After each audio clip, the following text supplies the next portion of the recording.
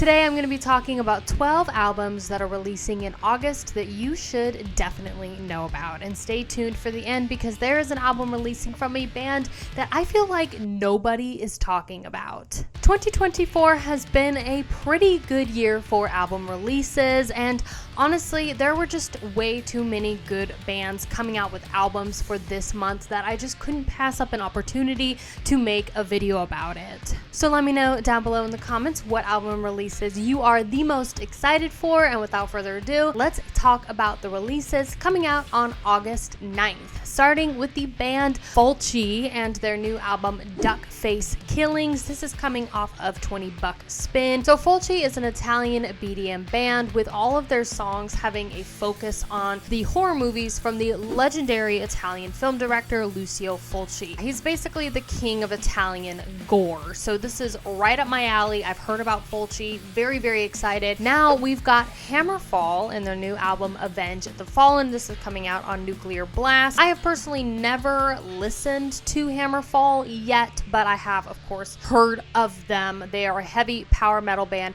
from Sweden. I've heard they're pretty good, but you let me know down below in the comments what you think about their music. Now this is a band that I was a little on the fence about including because for me personally, I don't think that they're metal, but some people think that they are, and that is King Gizzard and the Lizard Wizard with their new album Flight B741. This is releasing on P Doom Records. They're like an alternative rock band, alternative metal maybe. They dabble in a lot of various different genres as a whole. I mean, I think I got into them like 2016, 2017 when they made this like kind of folk acoustic album. But just to give you a general idea of King Gizzard and what they're like, last year in 2023 they actually released 2 albums. First was in June, and that was called Petro Dragonic Apocalypse or Dawn of Eternal Night, which was considered to be a thrash metal album. And then they released their second album in October of 2023 called The Silver Cord, and that was considered to be an electro pop album. So you see where I'm going with this. Now let's get into August 16th.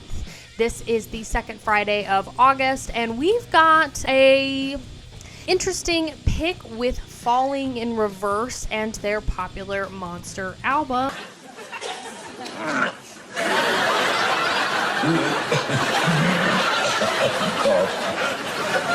This is releasing on Epitaph Records. Now, y'all probably already know this band, and if you don't know this band, you probably have heard of their lead singer, Rodney Radnick. I'm not here to get into the politics or the drama of it, purely just mentioning that they're releasing this album. I have never heard a Falling in Reverse song ever, and I really have heard very little about Rodney's character. Admittedly, none of it was good, but regardless of that, I want to hear your thoughts. What do you think about Falling in Reverse? Are you excited about this album? What do you think about Rodney Radnick? I also know that he did a country song. He did like a country music collab with Jelly Roll, who I'm also not This is not my territory, okay? But I want to know. I have no opinion on the matter, but I really just want to ask my audience, is it worth checking out? Following that is going to be Dark Tranquility with their new album Endtime Signals. This is coming off of Century Media Records. They're melodic death metal from Sweden if you're not totally familiar, and they've got several singles released so far for this album. I have not heard any of them.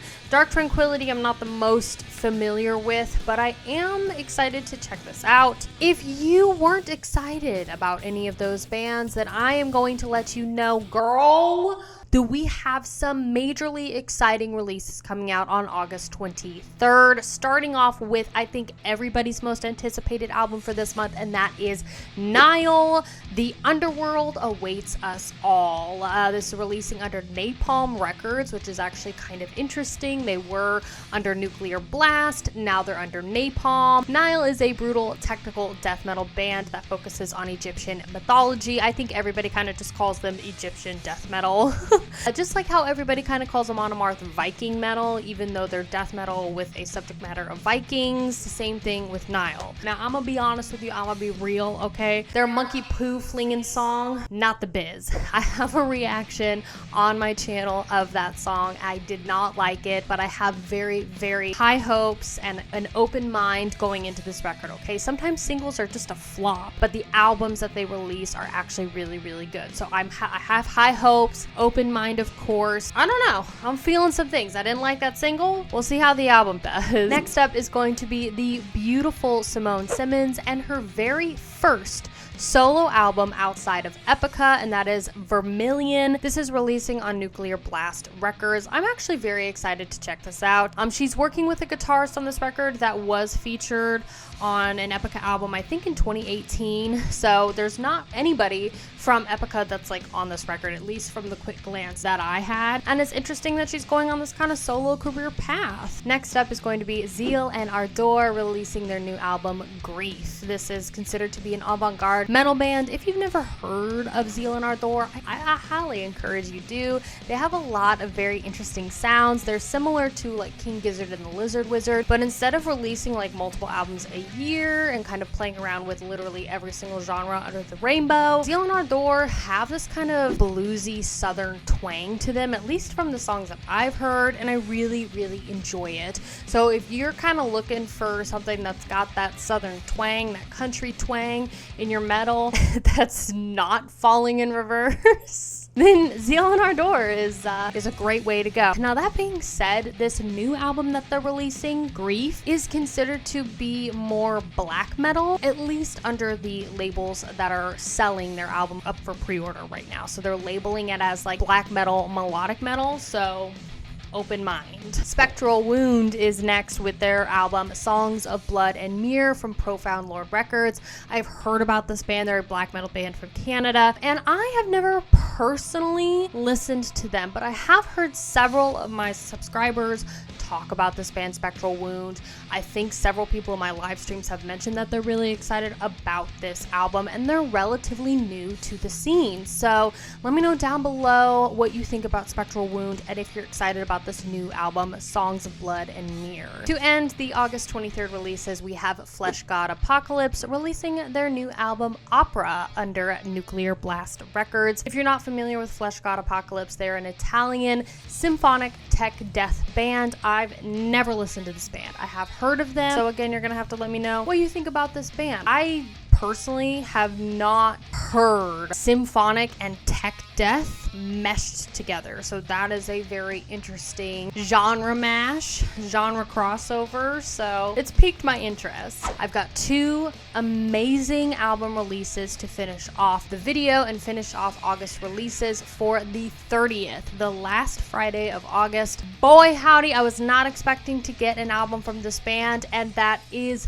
Wintersun with Time 2. I'm telling you, when I saw this on Metal Archives, I almost peed my pants. Like, Wintersun is one of those bands that's similar to Gorguts when it comes to their release history. It takes them a very, very long time to release albums. Now, I did do a reaction on my channel a while ago to Wintersun, and I was very surprised to see how long it had actually been since they released an album. I think their last record was like 2017. So this is a major, major, major deal for big fans of Wintersun. Time 2, it's being released under Nuclear Blast Records. And like I said, they're a symphonic mellow death band from Finland. So this is a major deal. It's chapter 2 of their whole like Time album series. So they got Time 1, now this is Time 2. So I'm very excited to check out this album. Definitely one of my most anticipated albums to listen to. But to close us out is probably the one I'm most excited about and the one I've definitely pre-ordered, and that is Deceased and their new album, Children of the Morgue. Now, I do believe that this is a play on words to Stephen King's book, Children of the Corn. But this is releasing under Hell's Headbangers. Get all back and answer more goddamn questions. If you have not listened to Deceased, baby, okay, you need to do that right after this video. They're a death thrash, heavy metal outfit it from Virginia. I have basically every single Deceased album on vinyl. And I do remember a while ago, I think King Fowley wrote on one of my